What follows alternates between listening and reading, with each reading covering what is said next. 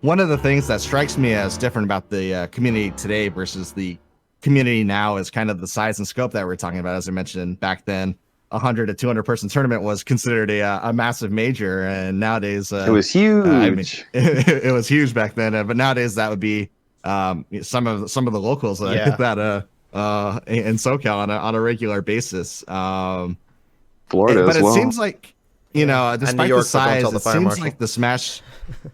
Oh yeah, clear a path. Oh, we can hit that hit that tournament series later, but it seems like from a Smash has kind of gone really mainstream recently, but it doesn't ever seem to be the benefactor of that money that we, you know, the Brawl community had always been chasing. It had always been kind of an unspoken principle for the Brawl community that we were always chasing Nintendo support, and it never really came to fruition the way that we wanted to until Smash 4. So I guess one of the things that I want us to reflect on is our, you know, maybe what kind of successes did we have as a community and what kind of mistakes did we have a community in light of us trying to chase after getting Nintendo involved or trying to more, you know, maybe mainstream Brawl as an esport. Because I'm sure there's a lot of both positives and negatives that we can draw from it. I think a lot of that might be kind of some of the structural foundation by which some of these negatives that we've seen in the community have come forth, but also some of the positives for sure. So did anybody have any thoughts that they wanted to open up with on that? Well, Brawl was a labor of love. I can share some light on that. I think I think like, so back in the day, like one of like the best things about the Brawl community, I think, was that everyone kind of knew each other. I felt like going up to a top player, you can like have a conversation with them. I mean, you can now also, but I feel like it's harder to get time to talk to a top player.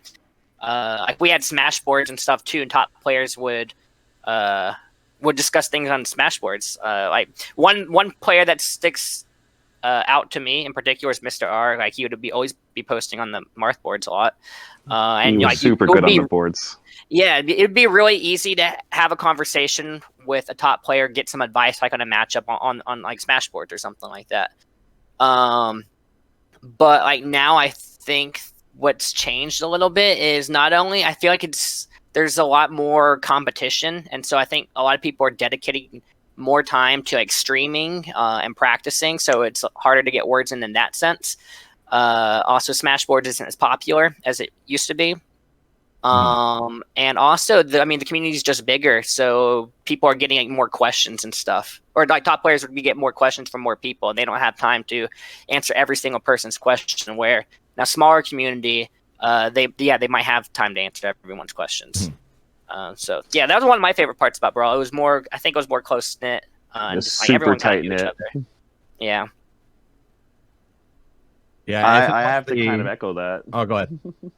Yeah. Go ahead. I kind of have to echo. Oh, sorry about that. I was like, I have to echo that because, like, with Twitter, the inception of Twitter getting big, because like, Twitter really wasn't a thing until I think the end of Brawl. Didn't we just like start doing some Twitter stuff? I think with the CT Top 100, if I'm not mistaken.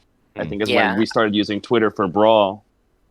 I think my Twitter was made in 2014. I think that's what it says. But I was gonna say, I think mine like showed up either in 2013 or 2014. One of these days I'll have to actually look. But yeah, Twitter kind of like blew the doors open to like what you were kind of alluding to, like the ability for top players to like handle questions, things like that. Like Smashboards before was like a nice and simple central hub. Now you have Twitter, Discord. Things can easily kind of like get lost in the shuffle, and it's a lot harder to probably like either keep track of all the questions, or you don't want to, obviously, like as a top player, if you're a top player, you don't want to have your page getting blown up and all of a sudden you now have to sift through all these other things just to even find the questions.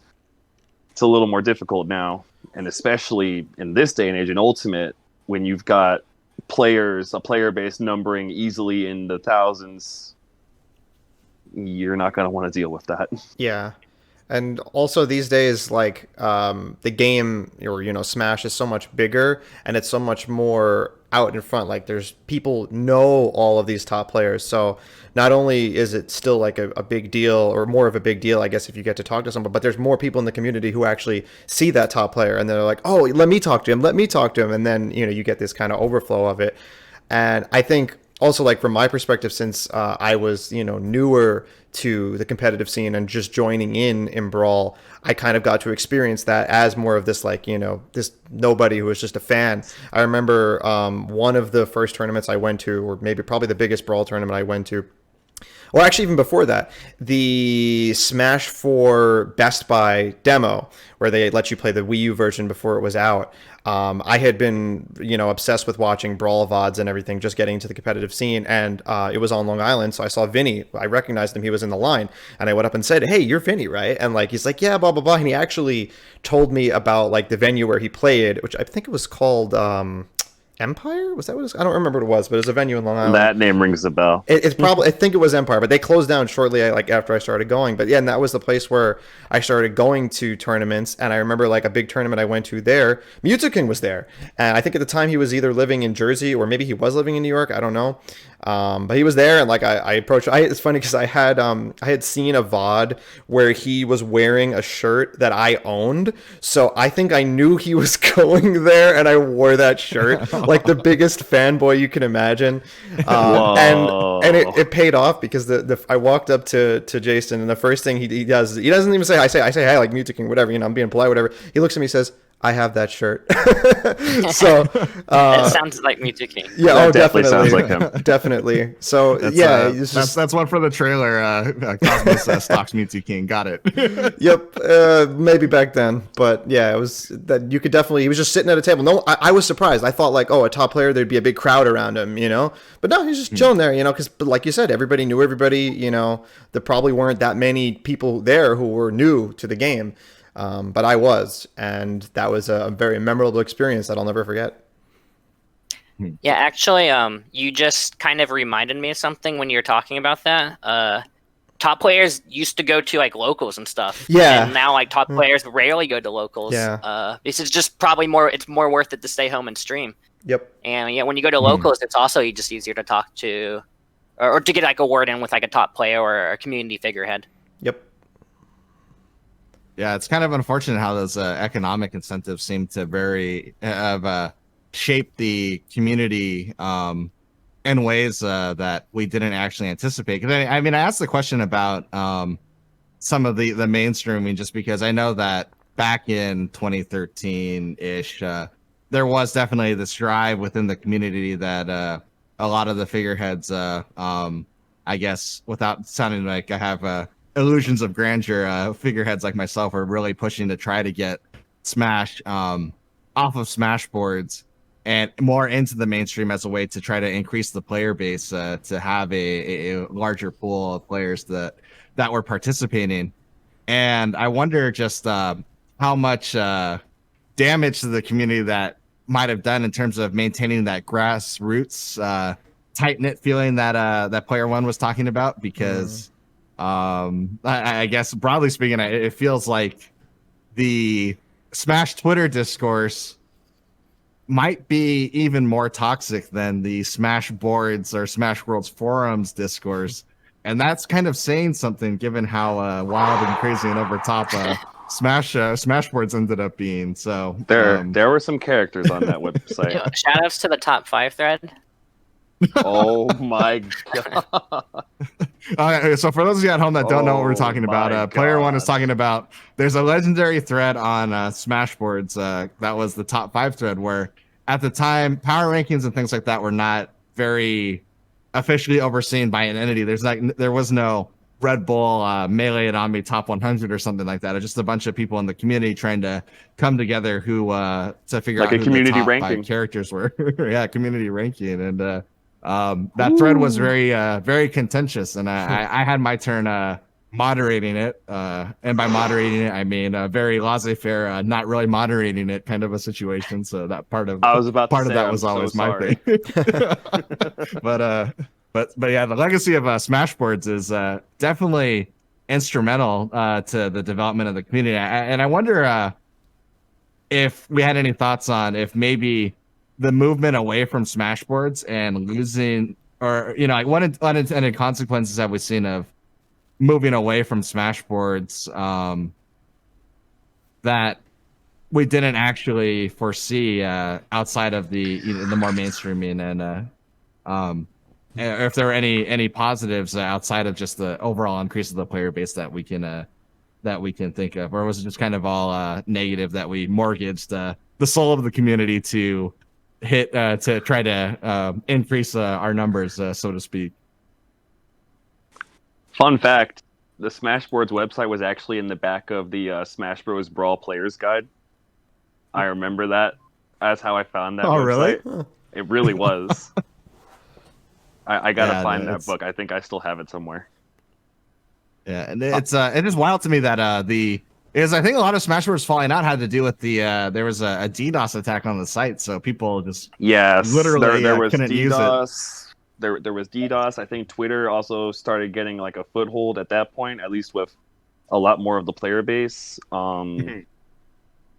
And I think you kind of alluded to it, like just shooting for the almighty dollar, trying to make it big as a player and a streamer, and you would probably have a lot more success advertising on Twitter. You have a lot more eyes on Twitter than you did on Smashboards, because Smashboards was always going to be a grassroots following. You weren't going to find like a casual person coming across Smashboards, whereas like on Twitter, you're going to have your Smash followers, sure, but then you'll also have other friends. Other friends might retweet because, look, it's one of my friends. Let's go ahead and put his name out there. And you have many more available eyes on Twitter and even on Discord. Everyone knows about Discord now. So it's like, I almost want to say that Smashboards had a ceiling. Like there was eventually going to be a ceiling for that website. And while we wish we could still have kind of like the functionality of it in a sense, we were always going to have that ceiling, just because you would never really have all the eyes on that product like you would for Twitter, or like you would be able to advertise for Twitter or Discord. So it almost became, I guess you could say it was like a natural evolution. I mean, a sad one, but a natural evolution that you were going to go from something to something much, much bigger. Yeah. I think now, thinking back to my own memories of when I was getting involved in this, and maybe you guys can answer from being a lot more deeper into the community at that time, but I remember using Facebook a lot when I was finding out about Brawl, and like look at different groups and events. Was that just like for like it is now for like a more casual side, or was Facebook a lot bigger than for the Smash community in general? You want to take this one, it's Hunter? definitely bigger. It was pretty big. Yeah, Facebook's, I think, Smashers started using Facebook like to find tournaments and stuff like in like 2010-ish, I think. You had like groups. You had the groups for regions. I remember there being a lot of like regional groups you get invited to, or you'd be able to find. Yeah, with Smash 4 we had that too. If someone was good at like organizing it, then you'd always have your pinned tournaments. You'd be able to find little things like that. It was almost kind of like I don't even know how to describe it. It was almost like a little mini Smashboards without like all the threads. It was just kind of like amongst friends at that point. Yeah, I think Facebook kind of took over like the regional forum from Smashboards. Oh, shout outs to the Gentlemen's Club in Atlantic South. Yeah. Yeah, I think one of the vestigial structures that you'll actually see of that time of expansion is if your local area has multiple, like this is the Midwest regional Facebook group for Smash kind of a thing, and there's multiple of them, it's probably part of that expansion, just because Facebook was often very seen as this wild west of where we could try to grow the community. And since there's a incentive in that in terms of being a TO and wanting to have more players come to your tournament, that might be a reason why you might want to control that community group. If you were a community leader and trying to just hold the community together, that might be a reason why you might make that group. Because I think sometimes what's hard to really relate to or relay to some of the new generation about the Brawl community and what one of the driving factors is I think just the overall scarcity of resources and poverty is very important to talking about how this community was shaped. Absolutely.